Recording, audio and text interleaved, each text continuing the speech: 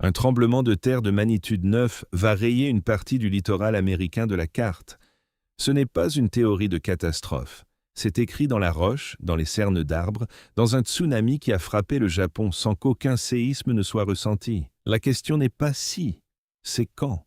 Le 27 janvier 1700, au petit matin, des vagues frappent la côte est du Japon.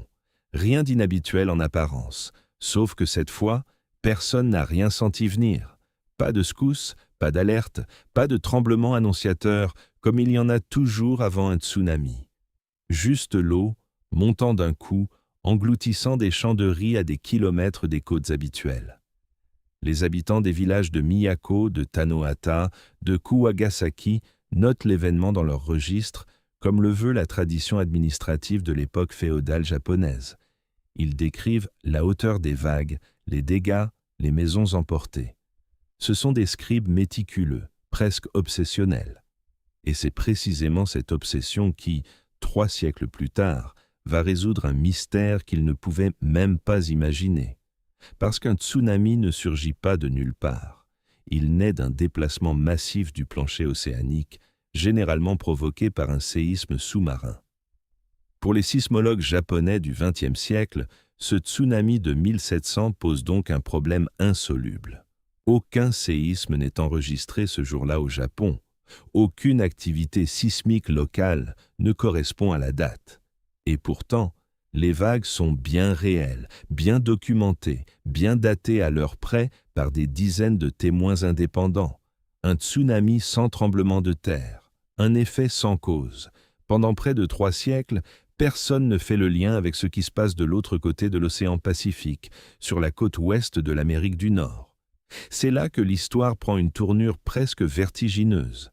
Si le séisme n'a pas eu lieu au Japon, alors il a forcément eu lieu ailleurs. Et l'onde qui frappe les côtes japonaises a dû traverser près de 8000 km d'océan pour y parvenir. Les scientifiques japonais appellent ce phénomène un tsunami orphelin, un tsunami sans séisme par an, du moins localement. Mais un tsunami orphelin, ça veut dire une seule chose. Quelque part, un parent existe. Il faut juste le retrouver. Pendant longtemps, cette piste reste une curiosité académique, discutée dans quelques articles spécialisés, sans réelle suite.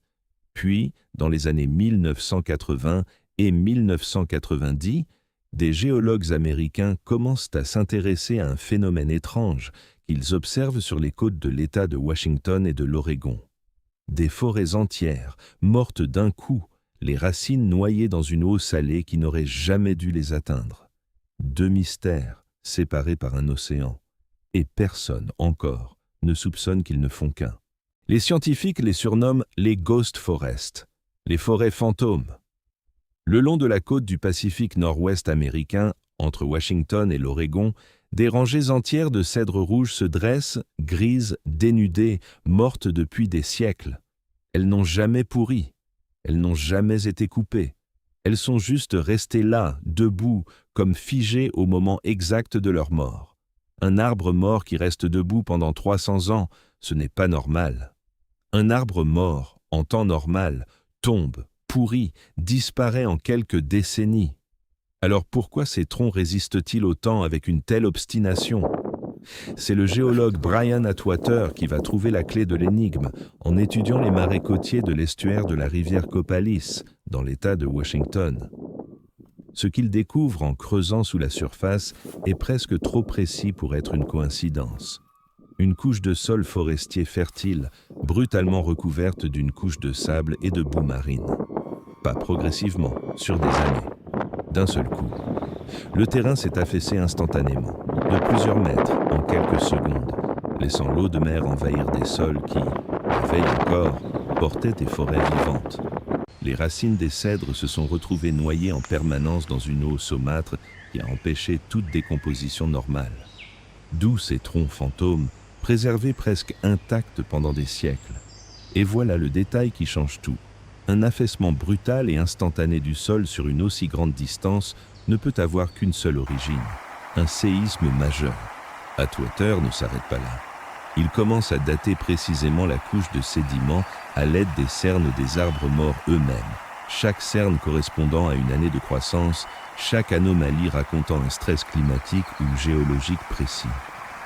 Le dernier cerne visible sur les tronçons les plus externes se situe systématiquement à la même période, autour de l'an 1700. Mais ce n'est pas le plus troublant. Ces forêts fantômes ne se trouvent pas à un seul endroit isolé. Elles s'étendent sur des centaines de kilomètres de côte de la Colombie-Britannique jusqu'au nord de la Californie.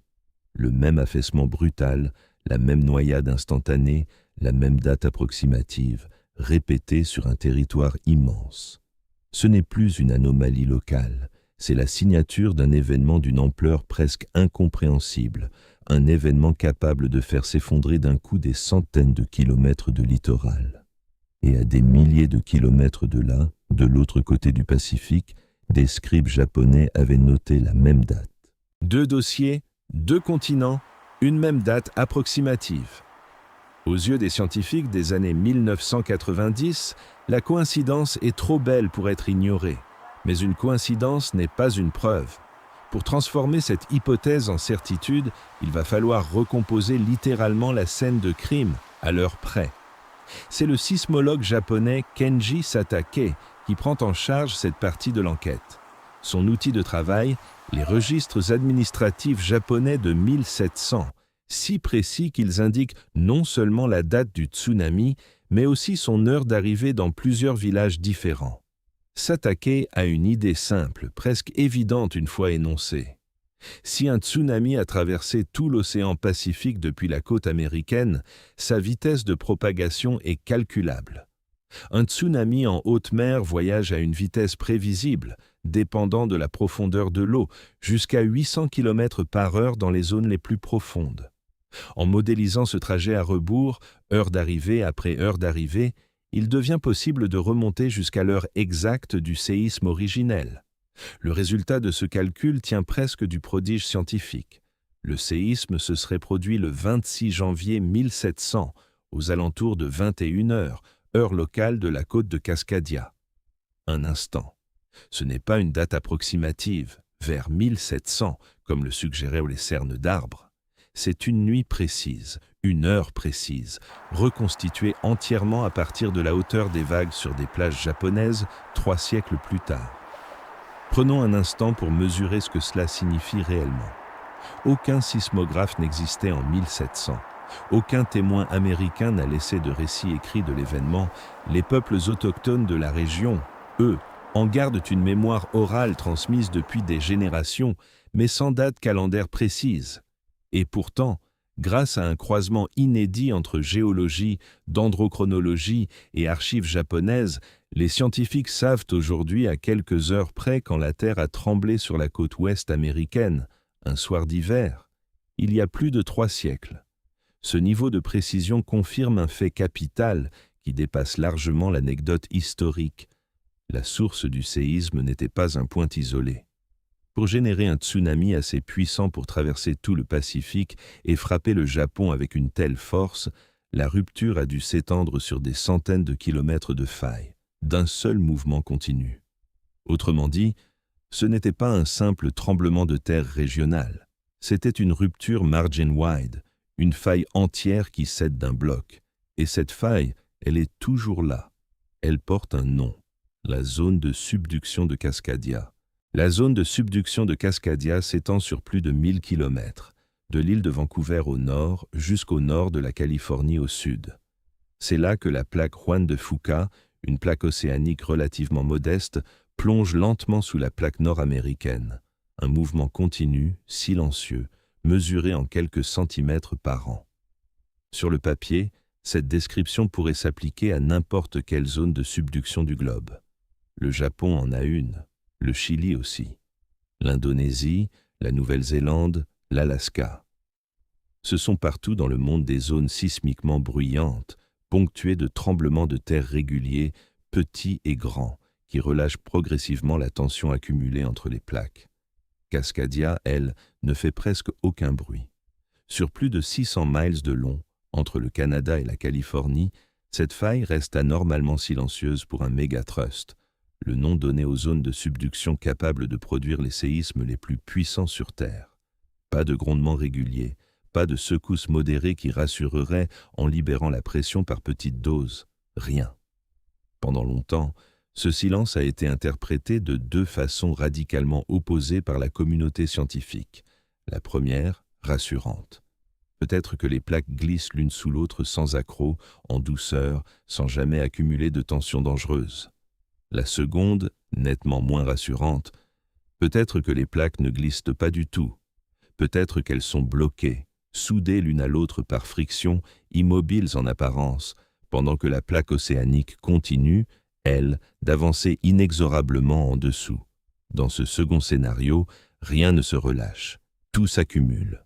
La zone offshore où se situe la faille est difficile à observer, enfouie sous des kilomètres d'océan, loin des instruments installés sur la terre ferme. Pendant des décennies, cette difficulté d'accès a nourri l'incertitude. On ne peut pas mesurer facilement ce qu'on ne peut pas atteindre. Mais les données accumulées au fil des années, combinées aux preuves géologiques d'Atwater et aux calculs de Satake, ont fini par trancher la question. Le silence de Cascadia n'est pas celui d'une faille apaisée. C'est celui d'une faille verrouillée, chargée, comme un ressort qu'on continue de comprimer sans jamais le relâcher. Et un ressort comprimé, à un moment ou à un autre, se détend. La question qui obsède désormais les sismologues n'est plus de savoir si Cascadia va rompre à nouveau. L'événement de 1700 a répondu à cette question de façon presque définitive. La vraie question, bien plus dérangeante, est de savoir depuis combien de temps exactement ce silence dure, et ce qu'il est en train de préparer en ce moment même à quelques kilomètres sous l'océan Pacifique. J'ai maintenant de bonnes sources chiffrées pour la partie 6, FEMA, Cascadia Rising, et pour la nuance des probabilités en partie 11. Je note une divergence entre sources sur les chiffres de victimes et de probabilités, 37% contre 37 à 43%, différents totaux de morts selon les scénarios. Je vais rester prudent, citer une fourchette raisonnable et attribuer clairement chaque chiffre à sa source pour respecter la règle d'intégrité factuelle. Je rédige maintenant les parties 5 à 10, en respectant strictement les fourchettes de mots, 1600 à 1700 mots chacune, sauf indications différentes déjà fixées pour parties 1 à 2 qui sont derrière nous. Partie 5, 19 fois déjà. Le silence de Cascadia, ce n'est pas une pause, c'est une accumulation. Et une fois qu'on accepte cette idée, une question suit immédiatement, presque naturellement. À quelle fréquence ce type de silence finit-il par se briser? Pour y répondre, il ne suffit pas d'étudier l'événement de 1700. Un seul cas, aussi bien documenté soit-il, ne raconte pas une histoire complète. C'est comme essayer de comprendre le comportement d'un volcan en n'observant qu'une seule éruption. Il faut du recul, il faut de la profondeur temporelle. C'est exactement ce qu'est allé chercher le géologue marin Chris Goldfinger à des centaines de mètres sous la surface de l'océan Pacifique. Sa méthode est presque contre-intuitive. Plutôt que d'étudier la terre ferme, il s'est intéressé au fond marin au large de la côte de Cascadia, et plus précisément à des dépôts sédimentaires appelés turbidites. Voici comment ça fonctionne. Lorsqu'un séisme majeur secoue le plancher océanique, il déclenche des glissements de terrain sous-marin massifs, des avalanches de sédiments qui dévalent les pentes du talus continental et viennent se déposer, couche après couche, dans les canyons sous-marins les plus profonds. Chaque grand séisme laisse ainsi sa propre strate distincte, empilée sur les précédentes, comme les pages d'un livre géologique qu'on peut lire à rebours. Goldfinger et son équipe ont extrait des dizaines de carottes de sédiments le long de toute la zone de subduction, sur plus de 1000 kilomètres.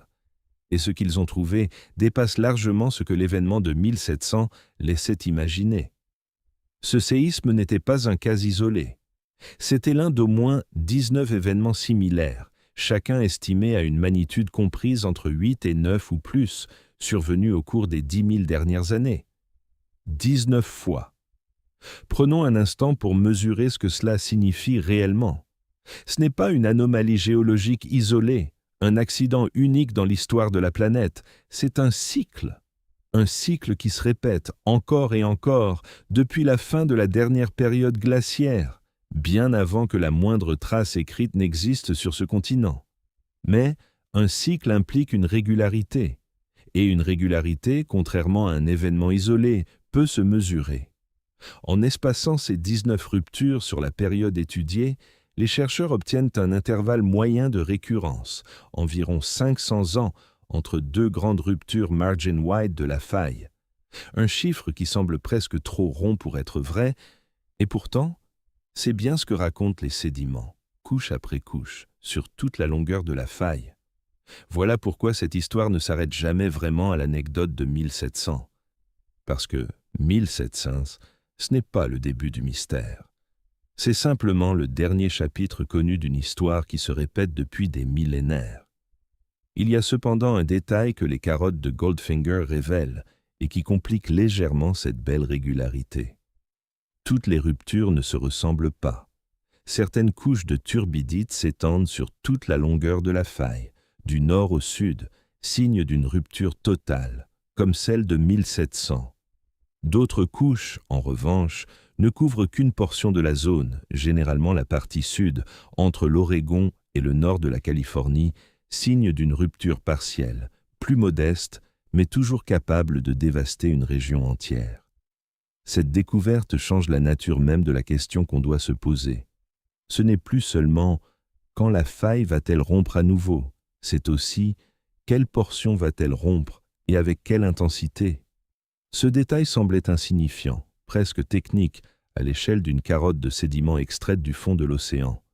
Mais il va prendre une importance considérable dans la suite de cette histoire, car il permet de calculer quelque chose de bien plus concret que des statistiques millénaires, le temps qui s'est réellement écoulé depuis la dernière fois que Cascadia a explosé, comparé au temps moyen qu'elle met habituellement pour recharger son énergie. Et ce calcul-là, une fois posé noir sur blanc, a de quoi glacer le sang. Le dernier grand événement margin-wide remonte à 1700. Nous sommes en 2026. Cela fait donc 326 ans que la faille accumule silencieusement de la tension, sans jamais la relâcher entièrement. Comparé à l'intervalle moyen de récurrence estimé à environ 500 ans, on pourrait se dire qu'il reste encore de la marge, presque 2 siècles. Mais les statistiques ne fonctionnent jamais comme un simple compte à rebours mécanique. Un intervalle moyen de 500 ans ne veut pas dire que chaque cycle dure exactement 500 ans, ni que le prochain respectera scrupuleusement ce calendrier. Certains intervalles, dans l'histoire géologique de Cascadia, ont été bien plus courts, d'autres bien plus longs. La moyenne masque une variabilité que les scientifiques ne comprennent encore qu'imparfaitement.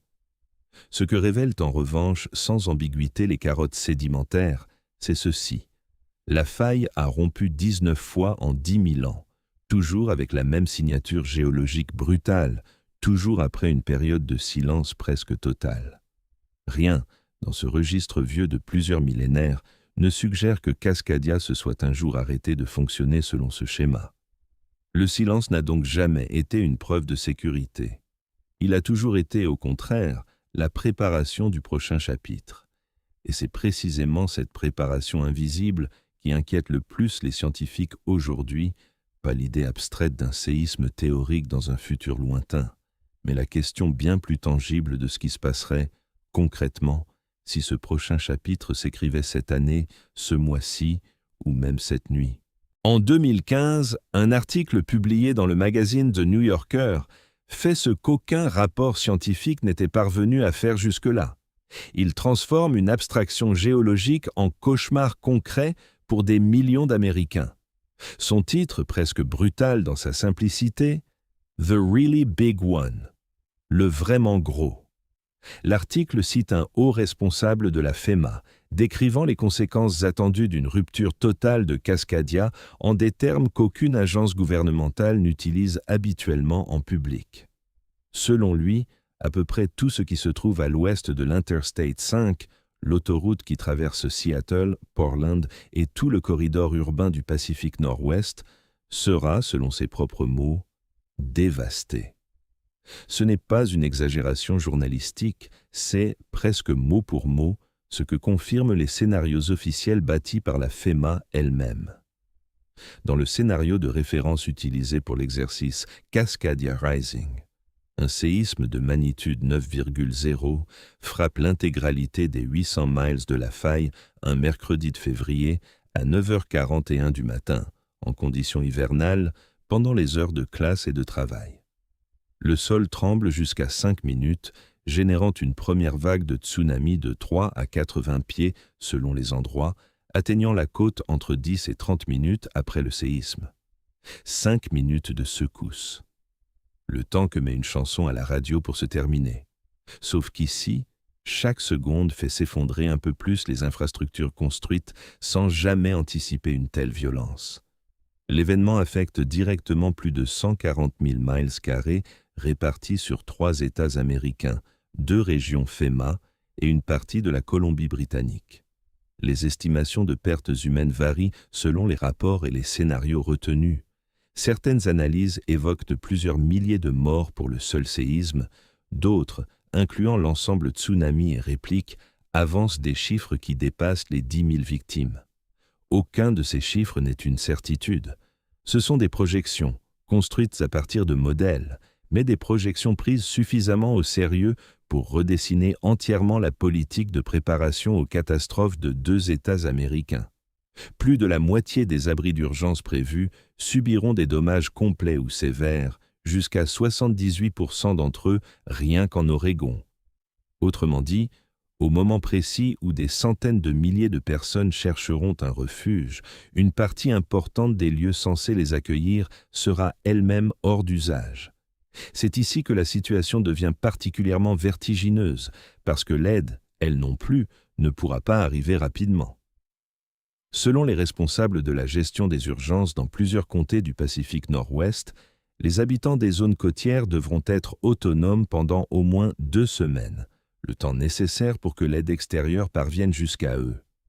Pas 2 jours, 2 semaines, sans électricité, sans eau courante fiable, avec des routes coupées par des glissements de terrain, des ponts effondrés et des aéroports endommagés incapables d'accueillir les avions de secours. Prenons un instant pour mesurer ce que cela signifie concrètement, pour une famille ordinaire vivant à Portland ou à Seattle. Pas de scénario hollywoodien, juste l'attente. 14 jours sans savoir précisément quand l'aide viendra, en comptant sur ses propres réserves de nourriture et d'eau, pendant que le pays entier découvre, impuissant, l'ampleur des dégâts à la télévision. Mais l'infrastructure elle-même raconte une histoire à part, presque aussi troublante que les chiffres de victimes. Le pont de l'Interstate 5 qui relie Portland, dans l'Oregon, à l'État de Washington au-dessus du fleuve Columbia, est aujourd'hui si ancien qu'il a été construit à une époque où le cheval restait un moyen de transport courant. Ce pont, dans son état actuel, devrait céder lors d'un séisme de Cascadia. Un ancien secrétaire américain au transport, interrogé sur ce pont précis, a résumé la situation en une phrase qui claque. On peut voir à quel point ce pont montre son âge et à quel point ce serait catastrophiquement perturbateur s'il devenait indisponible, ne serait-ce qu'un seul jour. Les effets se feraient sentir dans tout le pays. Un seul jour. Et pourtant, dans le scénario Cascadia, ce pont ne serait probablement pas indisponible pendant un jour. Il pourrait l'être pendant des mois, voire des années. Ce détail illustre quelque chose de plus large, presque philosophique dans son implication. Le vrai danger de Cascadia n'est pas seulement le séisme lui-même, c'est l'écart immense entre l'âge des infrastructures construites au XXe siècle et la violence d'un événement que la science ne comprend dans toute sa complexité que depuis les années 1980 et 1990. On a bâti des ponts, des hôpitaux, des écoles entières sans connaître la menace qui dormait sous nos pieds. C'est précisément ce décalage que l'exercice fédéral Cascadia Rising, en 2016, a tenté d'exposer au grand jour.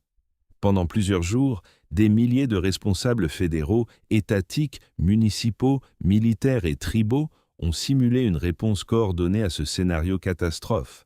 Pas pour se faire peur, mais pour repérer, avant qu'il ne soit trop tard, chaque maillon faible de la chaîne de secours. Les conclusions de cet exercice, consignées dans un rapport de 180 pages, ne sont pas rassurantes. Elles pointent des lacunes précises, coordination insuffisante entre agences, incertitude sur les routes prioritaires à dégager en premier, pénurie annoncée de personnel médical d'urgence. Mais elles ont aussi permis, pour la première fois, de transformer une menace abstraite en plan d'action concret, même imparfait, même incomplet. Et c'est peut-être là que réside la vraie leçon de cette partie de l'histoire. La zone d'annihilation, telle que la FEMA elle-même l'a nommée en interne, n'est pas une fatalité figée. C'est une photographie du présent, de ce qui se passerait si le séisme frappait aujourd'hui, avec les infrastructures d'aujourd'hui, la préparation d'aujourd'hui. Reste une question, bien plus dérangeante que tous ces chiffres réunis. Pourquoi cette faille, capable de causer un tel désastre, s'est-elle révélée si difficile à comprendre pour les scientifiques pendant si longtemps? La réponse tient en un mot que personne, jusqu'à très récemment, n'aurait associé à Cascadia: la complexité. Pendant des décennies, les scientifiques ont raisonné sur Cascadia comme s'il s'agissait d'un bloc uniforme, une seule faille géante, se comportant partout de la même manière, prête à céder d'un seul mouvement continu, du nord au sud. C'était une simplification utile. C'était aussi, on le sait aujourd'hui, une erreur. L'idée d'une rupture uniforme avait un mérite. Elle collait parfaitement avec l'événement de 1700, cette rupture margin-wide qui avait généré un tsunami assez puissant pour traverser tout l'océan Pacifique. Si la faille s'était comportée de façon uniforme cette nuit-là, pourquoi n'en serait-il pas toujours ainsi? Mais les carottes de sédiments de Goldfinger avaient déjà planté un doute quelques années plus tôt, en révélant que certaines ruptures passées n'avaient touché que la partie sud de la faille. Ce détail, à l'époque, restait difficile à expliquer mécaniquement. Pourquoi une même faille rompt-elle parfois en entier et parfois seulement en partie? La réponse est venue d'une équipe de chercheurs qui a utilisé des instruments géophysiques de nouvelle génération pour cartographier, avec une précision inédite, les structures profondes enfouies sous la zone de subduction. Cette étude, publiée dans la revue Science Advance, offre l'analyse la plus complète jamais réalisée des structures complexes situées sous la zone de subduction de Cascadia. Ce que révèle cette cartographie change fondamentalement la façon dont les scientifiques pensent la faille. Le mégatrust n'est pas un bloc continu. Il est divisé en au moins 4 segments distincts, chacun pouvant se comporter différemment lors d'un séisme, avec des niveaux d'activité sismique potentiellement très variables d'un segment à l'autre. 4 segments. Pas un monstre uniforme, mais 4 créatures au tempérament différent, cousues bout à bout le long de la même faille. Cette découverte pose immédiatement une question à la fois simple et vertigineuse, celle-là même que les scientifiques tentent aujourd'hui de résoudre. Un futur séisme pourrait-il rompre l'intégralité de la faille d'un seul coup, comme en 1700? Ou bien seulement un segment isolé se déclencherait-il, produisant un événement plus localisé, mais toujours dévastateur pour la région directement concernée? La réponse n'est pas juste académique. Elle change radicalement le visage du désastre possible. Une rupture totale, comme celle envisagée dans le scénario Cascadia Rising, ravage l'intégralité de la côte, de la Colombie-Britannique au nord de la Californie. Une rupture segmentée, elle, pourrait épargner certaines régions tout en concentrant une violence extrême sur d'autres. Et parmi ces 4 segments, un en particulier attire l'attention des chercheurs pour de mauvaises raisons. Le segment situé entre Vancouver et Washington a été identifié comme potentiellement le plus dangereux en raison de la surface lisse de la faille à cet endroit et de l'angle particulièrement peu profond selon lequel la plaque océanique plonge sous la croûte continentale. Une surface lisse, dans le langage de la sismologie, n'est pas une bonne nouvelle. Une faille rugueuse, pleine d'aspérité, a tendance à se briser par petits segments, en libérant sa tension progressivement, presque comme un tissu qui se déchire lentement, fil par fil. Une faille lisse, elle, retient sa tension bien plus longtemps, puis la libère d'un coup dans un mouvement brutal et continu. Ce détail semblait insignifiant, presque un point technique réservé aux spécialistes de la mécanique des roches. Mais il implique quelque chose de concret pour les millions de personnes vivant justement dans cette zone précise, entre Vancouver et le sud de l'État de Washington. Le sol sous leurs pieds pourrait être configuré géologiquement pour produire l'une des ruptures les plus violentes et les plus soudaines de toute la faille. Cette recherche a des implications directes sur les codes de construction et la préparation aux catastrophes dans tout le Pacifique Nord-Ouest. Ce qui, jusque-là, n'était qu'une estimation générale du risque, devient soudain une carte bien plus précise, région par région, segment par segment. Mais cette avancée scientifique en soulève immédiatement une autre, plus inconfortable encore. Si la faille est segmentée, si chaque segment se comporte différemment, alors l'hypothèse même sur laquelle reposait une grande partie de la préparation officielle, celle d'un fault uniformément verrouillé agissant comme un seul bloc, mérite d'être réexaminée depuis le début. Et c'est exactement ce qu'une équipe de chercheurs de l'Université de Washington a entrepris de faire en s'attaquant directement à cette question fondamentale: la faille est-elle vraiment verrouillée, partout, tout le temps? Ou bien certaines de ces parties bougent-elles déjà, discrètement, sans jamais produire le séisme catastrophique qu'on redoute? La réponse qu'ils ont trouvée, publiée au début de l'année 2026, va une nouvelle fois bouleverser ce qu'on croyait savoir. Observer une faille enfouie sous des kilomètres d'océan, loin de toute côte, représente l'un des défis les plus frustrants de toute la sismologie moderne. On ne peut pas planter un sismomètre au milieu du Pacifique comme on plante un piquet dans un jardin. Pendant des décennies, la quasi-totalité des données sur Cascadia est venue d'instruments installés à terre, une source d'information forcément limitée, forcément indirecte pour une faille qui se trouve, elle, essentiellement au large. C'est ce vide que des chercheurs de l'Université de Washington ont décidé de combler en lançant l'un des projets de surveillance offshore les plus ambitieux jamais tentés sur cette faille. Dans cette nouvelle étude, la première à surveiller la déformation de la faille en mer pendant une période prolongée, l'équipe de recherche a analysé 13 années de données de mouvement du sol récoltées par des capteurs installés dans différentes régions de la faille, et le résultat remet en question une idée reçue depuis longtemps. Les plaques ne seraient peut-être pas entièrement verrouillées. Pendant un instant, laissons cette phrase respirer. Depuis des décennies, l'ensemble de la stratégie de préparation dans le Pacifique Nord-Ouest repose sur un postulat central. La faille de Cascadia est verrouillée, immobile, accumulant la tension sans jamais la relâcher jusqu'au jour où tout cède d'un coup. C'est ce postulat qui a justifié les scénarios de la FEMA, les exercices Cascadia Rising, les codes de construction renforcés. Et voilà que 13 années de données, collectées directement sur le site, viennent nuancer ce tableau qu'on croyait acquis. Selon cette étude, la portion nord de la faille reste bel et bien verrouillée et silencieuse, conforme à ce que la science prédisait depuis longtemps. Jusque-là, rien de bouleversant. Mais c'est ailleurs, dans une autre portion de la faille, que les données commencent à raconter une histoire différente. Pourquoi cette différence? La réponse tient à un facteur presque invisible, littéralement enfoui sous la roche: les fluides. La subduction, en compressant les roches, en extrait des fluides qui remontent lentement vers la surface. L'étude a découvert que d'autres failles, perpendiculaires à la zone de subduction principale, pourraient servir de chemin d'évacuation pour ces fluides piégés. Et cette évacuation de fluides n'a rien d'anodin.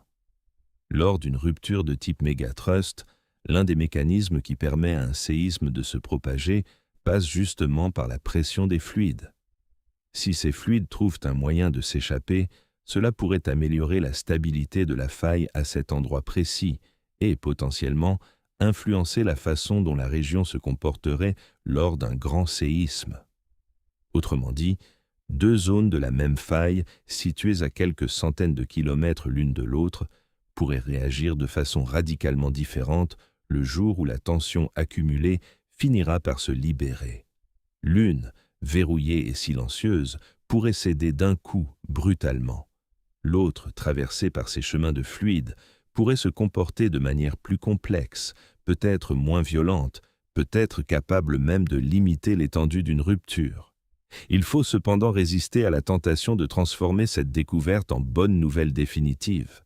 Les chercheurs eux-mêmes restent prudents.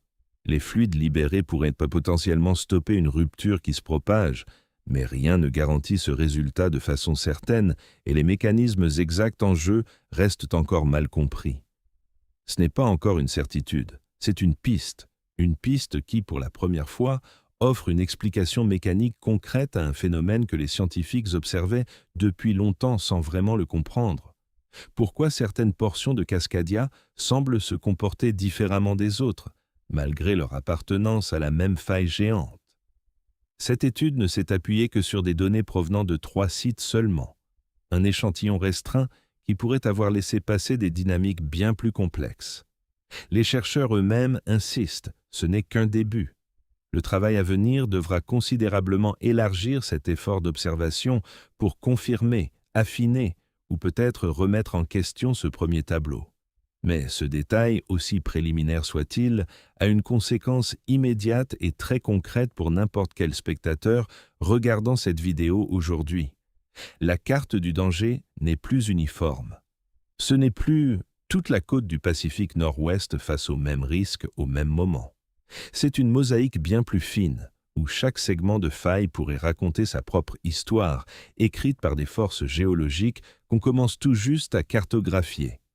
Et cette mosaïque, justement, vient de s'enrichir d'une nouvelle pièce, une pièce qui ne concerne plus la nature du fault, mais sa profondeur exacte sous nos pieds. La découverte des fluides piégés dans certaines portions de Cascadia n'était en réalité qu'un premier pas. Une observation intrigante, mais encore incomplète. Restait une question essentielle, celle que toute équipe scientifique sérieuse se pose face à un résultat inattendu.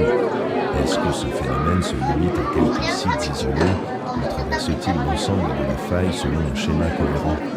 C'est précisément à cette question qu'une étude publiée en février 2026 dans la revue Science Advance a tenté de répondre.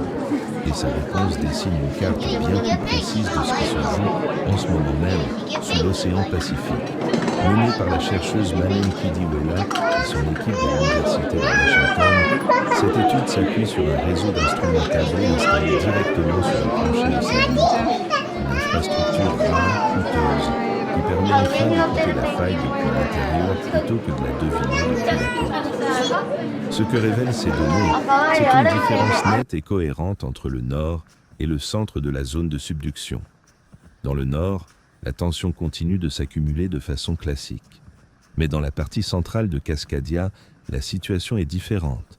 Des chenaux permettent au fluide de s'échapper efficacement de la faille, ce qui ralentit l'accumulation de pression. Deux voisines, séparées par quelques centaines de kilomètres de faille, vivant deux histoires géologiques presque opposées.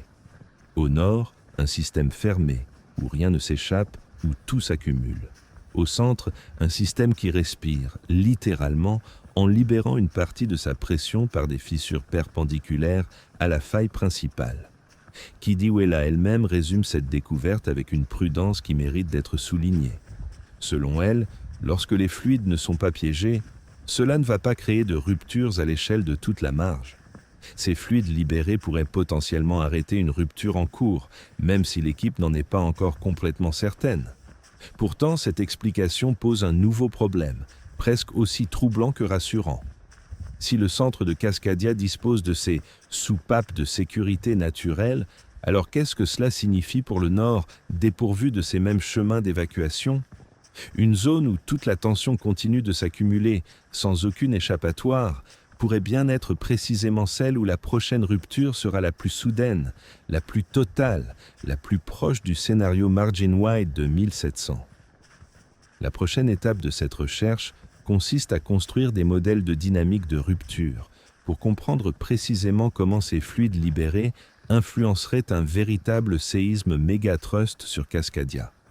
Autrement dit, les scientifiques savent désormais où chercher. Ils ne savent pas encore, avec certitude, ce qu'ils vont y trouver. Ce qui rend cette avancée particulièrement significative, c'est le moment où elle survient.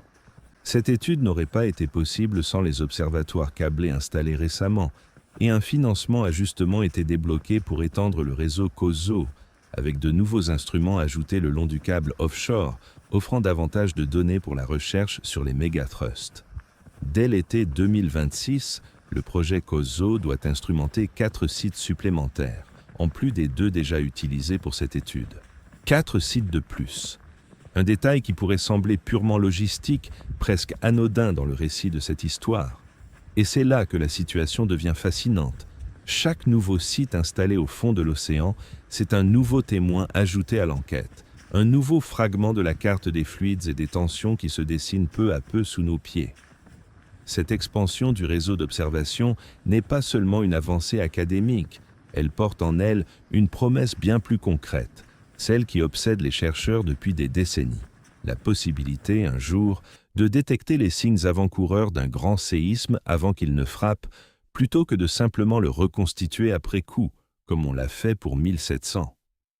Reste que cette avancée scientifique récente ne fait, pour l'instant, qu'ajouter de la nuance à une carte déjà complexe, sans répondre à la question la plus pressante de toutes. Peu importe où se trouvent les fluides, peu importe la segmentation de la faille, quelle sera l'intensité réelle des secousses, au sol, le jour où tout cela cédera? Et là encore, une découverte toute récente vient bousculer les certitudes établies. Sur toute la longueur de la zone de subduction de Cascadia, une région reste étonnamment sous-étudiée par rapport à ses voisines, le nord de l'Oregon. Ce n'est pas un oubli volontaire de la part des scientifiques, c'est une conséquence directe du silence même de la faille. Le nord de l'Oregon est relativement calme sur le plan sismique par rapport à ses voisins de l'ouest de l'État de Washington et du nord de la Californie, ce qui signifie moins de séismes disponibles à étudier pour comprendre la structure profonde de la plaque en subduction et la façon dont les ondes sismiques s'y propagent. Moins de séismes locaux, c'est moins de données. Moins de données, c'est une image plus floue de ce qui se cache sous cette portion précise de côte. Pendant des années, cette zone est ainsi restée une sorte de trou noir relatif dans la carte sismique de Cascadia, jusqu'à ce qu'une équipe de chercheurs décide de s'y attaquer directement, avec des moyens inhabituels. Pour combler ce vide, les chercheurs ont déployé 192 sismomètres temporaires, disposés en réseau durant les étés 2021 et 2022 sur un axe allant de Tillamook jusqu'à Portland. 192 capteurs. Un réseau dense, méticuleux, conçu pour capter le moindre écho des vibrations naturelles de la Terre et en déduire indirectement la géométrie exacte de la faille enfouie en dessous. Ce travail de patience, mené pendant 2 étés consécutifs, a fini par livrer ses résultats lors du congrès annuel de la Seismological Society of America en avril 2026. Et ces résultats ne sont pas une simple confirmation de ce qu'on savait déjà. Ils redessinent littéralement la carte du danger. Selon la sismologue Erin Wirth de l'US Geological Survey, l'interface de la plaque en subduction se situe à environ 20 km de profondeur près de la côte, soit environ 5 km de moins que ce qu'estimaient les précédents modèles. 5 km. Sur l'échelle vertigineuse d'une planète, ce chiffre pourrait sembler dérisoire, presque négligeable. Mais, en sismologie, la profondeur d'une faille n'est jamais un détail cosmétique. Plus la source d'un séisme est proche de la surface, plus l'énergie qu'elle libère atteint le sol avec force, sans avoir eu le temps de se dissiper en traversant des kilomètres supplémentaires de roches. Et c'est exactement la conclusion à laquelle Wirth et son équipe sont arrivés. Selon elle, cette différence pourrait augmenter l'accélération maximale du sol, c'est-à-dire l'intensité des secousses, d'environ 9 à 17% lors d'un futur séisme mégathrust de Cascadia le long de la côte nord de l'Oregon. 9 à 17%. Ce chiffre mérite qu'on s'y arrête parce qu'il ne concerne pas une abstraction lointaine. Il concerne des villes précises, des maisons précises, des écoles et des hôpitaux dont les plans de construction ont peut-être été calculés sur la base d'un modèle aujourd'hui dépassé. Un modèle qui plaçait la faille 5 km plus profondément qu'elle ne l'est réellement. Cette étude vient combler un vide géographique important dans la compréhension scientifique de la zone de subduction de Cascadia. Mais elle fait aussi bien plus que remplir un blanc sur une carte. Elle rappelle, avec une précision presque inconfortable, à quel point la connaissance scientifique de cette faille reste jeune, incomplète, en perpétuelle révision. Pensons-y un instant. Ce ne sont pas des données vieilles de plusieurs décennies. Ce sont des résultats présentés au printemps 2026, quelques mois à peine avant l'écriture de ces lignes. une révision de 5 km sur la profondeur d'une faille aussi surveillée que Cascadia, obtenue seulement maintenant, après des décennies de recherche intensive. Et si un ajustement aussi significatif est encore possible aujourd'hui, sur une portion de la faille pourtant étudiée depuis les années 1980, la question devient presque vertigineuse. Combien d'autres surprises, combien d'autres ajustements de ce type attendent encore d'être découverts ailleurs le long des 1000 km de cette même zone de subduction? C'est précisément cette question qui va nous conduire au cœur du vrai débat scientifique actuel, celui qui oppose deux chiffres, deux probabilités, deux visions différentes de ce que le prochain grand séisme signifie réellement pour des millions de personnes vivant aujourd'hui sur cette côte. 37%, 10 à 15%. Si vous avez déjà cherché des informations sur le risque sismique de Cascadia, vous êtes probablement tombé sur l'un de ces deux chiffres. Et il y a de fortes chances que vous ayez pris l'un pour l'autre en pensant qu'ils décrivaient la même chose. Ce n'est pas le cas. Et comprendre pourquoi va révéler quelque chose d'important sur la façon dont un risque scientifique complexe se transforme, une fois relayé au grand public, en une statistique qui semble simple, mais qui ne l'est pas. Commençons par le chiffre le plus bas, celui utilisé par l'USGS, l'agence géologique américaine de référence. Cette agence estime à environ 10 à 15% la probabilité qu'un séisme margin-wide, de magnitude proche de 9, survienne sur l'ensemble de la zone de subduction de Cascadia dans les 50 prochaines années. 10 à 15% pour l'événement le plus extrême possible, celui qui reproduirait, presque à l'identique, ce qui s'est passé en 1700. Une rupture totale, du nord au sud, sur plus de 1000 km de faille d'un seul mouvement continu. Maintenant, le second chiffre. L'Agence de gestion des urgences de l'État de l'Oregon avance, elle, un chiffre bien plus élevé, environ 37% de probabilité qu'un séisme mégatrust survienne dans le même intervalle de 50 ans. 37 contre 10 à 15, plus du double. De quoi, légitimement, susciter la confusion, voire l'inquiétude qu'une agence gouvernementale minimise le risque pendant qu'une autre l'exagère. Mais ce n'est pas le plus troublant. Ces deux chiffres ne répondent pas à la même question. Le chiffre de l'Oregon ne concerne pas un séisme de magnitude 9 sur l'ensemble de la faille. Il concerne un séisme d'au moins magnitude 7,1, n'importe où sur la zone de Cascadia, qu'il s'agisse d'une rupture totale ou d'une rupture partielle limitée à un seul segment. Prenons un instant pour mesurer ce que cela change réellement. Une magnitude 7,1, c'est un séisme sérieux, potentiellement destructeur localement. Mais ce n'est en rien comparable à une rupture margin-wide de magnitude 9, capable de raser des centaines de kilomètres de côte d'un seul coup, comme en 1700. Ce sont, littéralement, deux catégories d'événements différentes, et les deux agences, chacune dans son rôle, répondent chacune à une question légitime, simplement différente. Il existe même un troisième chiffre, moins connu, qui ajoute encore une nuance à ce tableau déjà complexe. Une étude publiée par l'USGS a identifié que la portion sud de la zone de subduction, celle qui rompt historiquement plus fréquemment que le reste de la faille, connaît des séismes en moyenne tous les 240 ans, avec une probabilité de 40% qu'un événement de magnitude 8,0 à 8,5 s'y produise dans les 50 prochaines années. Trois chiffres, trois questions différentes. 10 à 15% pour la catastrophe totale, margin wide, magnitude 9.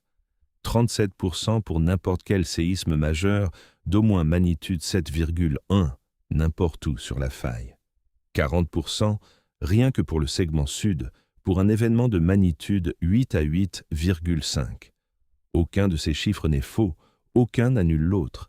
Ils décrivent simplement des tranches différentes d'un même risque immense. Et c'est précisément cette absence de vulgarisation claire dans le débat public qui a permis à ces chiffres de circuler comme s'ils se contredisaient. Il y a cependant un point sur lequel absolument tous les scientifiques s'accordent, quel que soit le chiffre de probabilité qu'ils privilégient. Le géologue Chris Goldfinger, celui-là même dont les carottes de sédiments ont révélé les 19 ruptures passées, a résumé cette convergence il y a maintenant plusieurs années en des termes qui n'ont rien perdu de leur force. La région a d'ores et déjà dépassé la durée de 75% des intervalles connus entre deux séismes sur les 10 000 dernières années.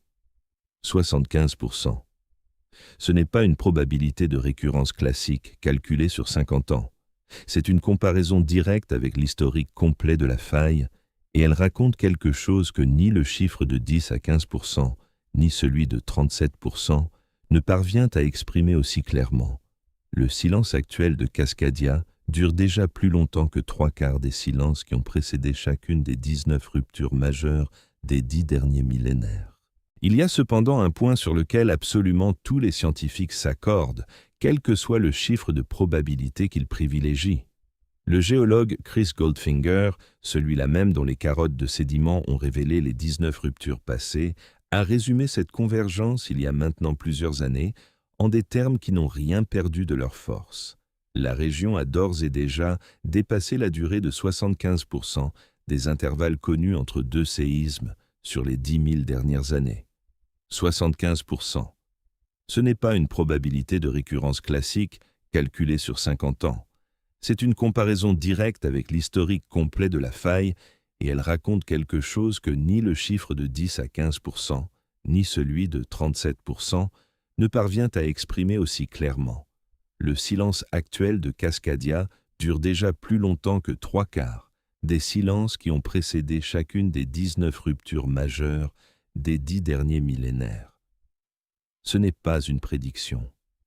Aucun scientifique sérieux ne prétend savoir si le prochain grand séisme surviendra demain, dans 10 ans, ou dans un siècle. Mais c'est un fait, tiré directement du registre géologique le plus complet jamais assemblé sur cette faille. Statistiquement, la région se trouve déjà dans la portion tardive de son cycle habituel. Et c'est précisément cette réalité statistique, aussi inconfortable soit-elle, qui a poussé les autorités de l'Oregon à formuler une recommandation qui ne relève plus de la théorie, mais de la préparation concrète, immédiate, pour chaque foyer de la région. Be 2 weeks ready. Soyez prêts pour 2 semaines.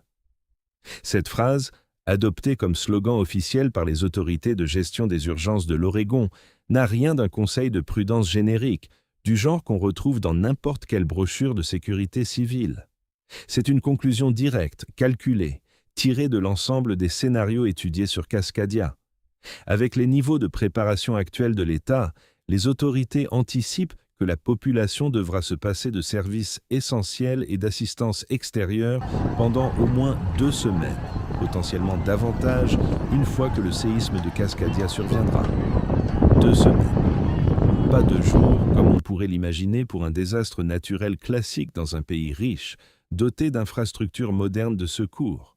14 jours minimum, sans garantie précise sur la date exacte à laquelle l'aide finira par arriver. Pourquoi un délai aussi long? La réponse tient à un mot que les autorités elles-mêmes emploient presque littéralement, l'isolement en îlot. En cas de séisme et de tsunami de Cascadia, les populations côtières se retrouveront isolées en véritables îles, séparées du reste du pays par des glissements de terrain, des phénomènes de liquéfaction des sols et des infrastructures routières détruites sur des kilomètres. Ce détail semblait presque abstrait dans la partie 6 lorsqu'on évoquait les routes coupées et les ponts effondrés. Mais, formulé ainsi, des communautés entières transformées en îles, littéralement coupées de tout accès terrestre, il prend une dimension bien plus concrète. Ce ne sont pas des voitures bloquées dans un embouteillage, ce sont des villes entières, avec leurs habitants, leurs hôpitaux, leurs écoles, rendues aussi inaccessibles qu'un archipel au milieu de l'océan. Et cette réalité géographique cruelle explique pourquoi le chiffre de 2 semaines n'est pas négociable. Il ne s'agit pas d'attendre que les secours arrivent plus vite en optimisant la logistique. Il s'agit d'accepter qu'un certain nombre de communautés, par la nature même du désastre, resteront physiquement injoignables par la route pendant une période prolongée, quelle que soit la rapidité de la réponse fédérale. Prenons un instant pour mesurer ce que cela signifie pour une famille ordinaire, dans une petite ville côtière de l'Oregon ou de Washington. Pas d'électricité pour faire fonctionner un réfrigérateur, pas d'eau courante fiable, alors que les canalisations souterraines, rigides et cassantes, sont précisément les infrastructures les plus vulnérables à une secousse violente et prolongée. Et l'obligation de gérer, avec les seules réserves disponibles à la maison, une situation d'urgence qui pourrait s'étendre sur 2 semaines complètes. C'est là que le message officiel des autorités prend tout son sens. La préparation individuelle n'est pas présentée comme une option parmi d'autres à choisir selon sa sensibilité au risque. Elle est présentée comme la seule variable que chaque famille peut réellement contrôler, face à un désastre dont l'ampleur dépassera par nature la capacité de réponse immédiate de n'importe quel gouvernement. Mais cette recommandation de 2 semaines soulève elle-même une question dérangeante qu'on a déjà effleurée en évoquant le pont vieillissant de l'Interstate 5. Dans quelle mesure les infrastructures qui devraient permettre cette période de résilience, hôpitaux, casernes de pompiers, écoles transformées en abris, sont-elles elles-mêmes capables de résister à ce à quoi on leur demande de survivre? La réponse, une fois de plus, vient des chiffres même des scénarios officiels. Plus de la moitié des abris d'urgence prévus dans la région subiront des dommages complets ou sévères lors d'un séisme margin-wide, un taux qui grimpe jusqu'à 78% rien que dans l'État de l'Oregon. Prenons un instant pour laisser ce chiffre respirer. Plus des 3/4 des bâtiments censés accueillir les sinistrés, en Oregon, seraient eux-mêmes trop endommagés pour remplir cette fonction au moment précis où elle deviendrait vitale. Ce n'est pas un détail secondaire du plan de préparation, c'est une faille, au sens propre comme au figuré, au cœur même du dispositif censé protéger la population après le séisme. Cette réalité a poussé plusieurs États et municipalités à revoir en profondeur leurs codes de construction, en particulier pour les bâtiments considérés comme critiques, hôpitaux, casernes de pompiers, écoles. Mais revoir un code de construction pour l'avenir ne répare pas, du jour au lendemain, les milliers de structures déjà existantes, construites à une époque où la menace précise de Cascadia restait largement méconnue de la science elle-même. Et c'est précisément cette question, que faire des bâtiments déjà debout, construits avant que la science ne comprenne vraiment ce qui les attend, qui va nous conduire au cœur d'un débat bien plus vaste, opposant 2 écoles de pensée sur la meilleure façon de préparer une région entière à un événement dont personne ne peut prédire la date exacte.